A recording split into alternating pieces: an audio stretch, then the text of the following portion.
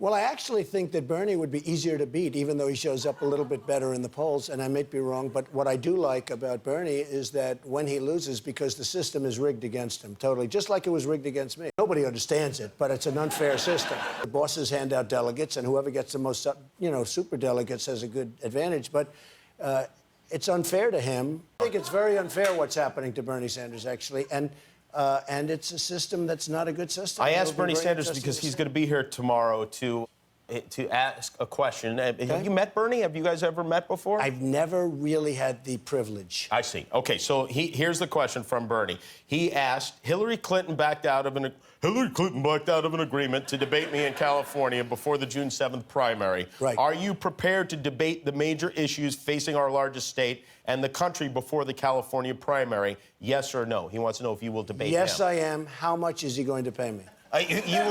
You would do it for a price? What would the price be? Yeah, because if I debated him, we would have such high ratings, and I think I should take that money and give it to some worthy charity, okay? So if it was done for charity, you would agree to do that? If he paid a nice sum toward a charity, I would love to do that. Oh, interesting. What if the network put up the money and then you guys came in? That could happen also. That could happen. In fact, happen? I've been saying that should happen anyway. You know, when we did the Republican debates, the Fox had 24 million people, the largest in the history of cable television. CNN, 3 weeks later, had 23 million people, the largest in the history of CNN. Think of it, CNN, with all the wars and all the things they cover, it's the largest audience they've ever had.